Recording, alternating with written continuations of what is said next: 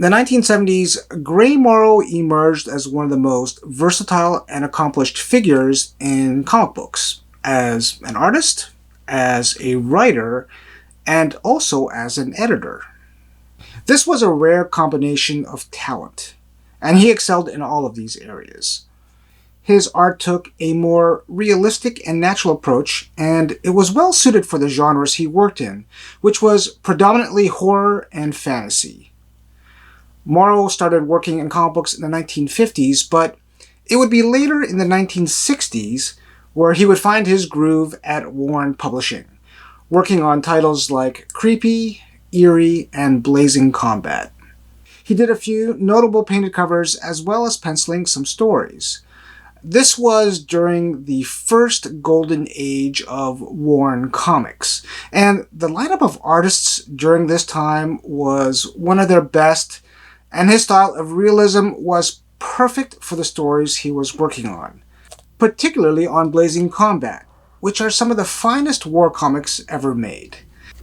And I can never pass up an opportunity to talk about how great Blazing Combat was. After Warren, he would move on and do some work for Marvel, and would co-create his most well-known character, which is Man-Thing, that first appeared in Savage Tales #1. He didn't work on Man-Thing very long, but stayed working in various non-superhero genres throughout the 1970s for Marvel, DC, and surprisingly, Archie. But these are not the Archie comic books that you are thinking about. In 1972, Archie published a little-known horror title called Chilling Adventures in Sorcery as Told by Sabrina. This was an attempt by Archie to get in on the horror genre, which was going through one of its popular cycles at this time. But if you look at the first two issues, they're just a weird combination of horror and Archie-like artwork, and it only lasted 2 issues. This title would be reborn 8 months later as Chilling Adventures in Sorcery, with a very dramatic departure from the previous style.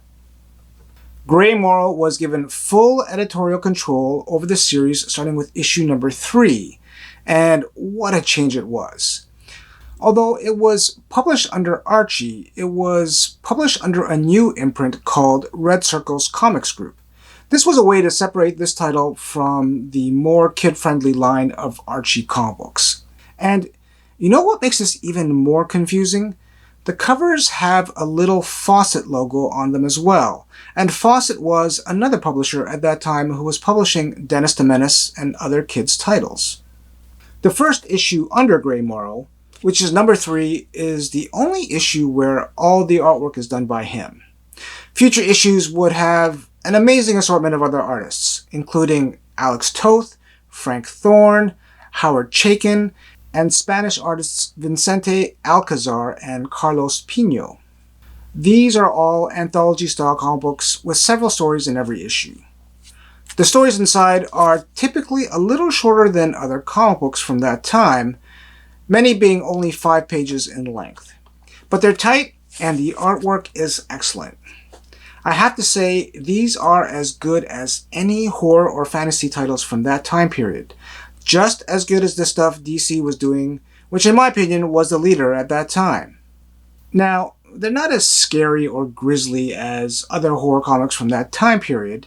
After all, they're still being published under Archie, but as I mentioned, the artwork is top-notch. Chilling Adventures in Sorcery would last 3 issues, and the title would change to Red Circle Sorcery with #6, which has this absolutely stunning cover. Probably my favorite of the run. A hat tip to my friend Sean, who graciously gave me this copy along with a couple others in this run a while ago. For the longest time, I had never owned any of these Red Circle Group comics. But in the past couple years, I've managed to add a few nice examples in my collection. Gray Morrow was not only a talented artist, but he was also very resourceful in being able to get very talented people to work on these comic books. This is a very happy copy of Red Circle Sorcery #7. It's not as stunning as #6, but inside this issue has a very special and unique story. The story is called The Rivals by Bruce Jones. And Bruce Jones is a well-known writer, but in this particular story, he had help from 3 notable artists. Are you ready? Bernie Wrightson, Mike Kaluta, and Jeff Jones. These are Hall of Fame caliber artists who worked on this 5-page story. And you can definitely see their influence in these pages, although they are not directly credited in the comic book. With number 8, the series would shorten the title again on the cover, and it would just be titled Sorcery for the last 4 issues. This series probably has the record for most title changes in an 11-issue run. In issue number 10, there is a 2-issue spread with some very short bios of some of the famous monsters from the classic era of cinema. He often collaborated with a writer named Marv Channing, but I tell you, there is very little information about this fellow, and some suggestions that Marv Channing was just another pen name for Gray Morrow. If anyone knows anything more definite about this, please let me know in the comments below. Along with Sorcery, Gray Morrow supervised the production of 3 issues of Madhouse, a 3-issue run that had a complete 180-degree shift from the previous issues, and it would revert back to an Archie title after. There's also a single issue of Super Cops, an oddball title that was based on a movie, but it didn't get very far. It seems like he also had plans for a title called Black Hood, but it would be shelved, and it would take close to 10 years after before that title got published by Archie, under the same label, Red Circle Comics Group. Gray Morrow and a lot of other great artists contributed to these 3 issues, and I don't own any of these, but I'm definitely going to be looking out for them in the future. Gray Morrow would do a lot more work in black and white magazines, for Marvel in their horror magazines, as well as for Charlton in Space 1999.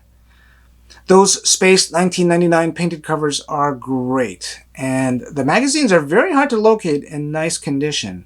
It's a great challenge for a collector if you're up for it.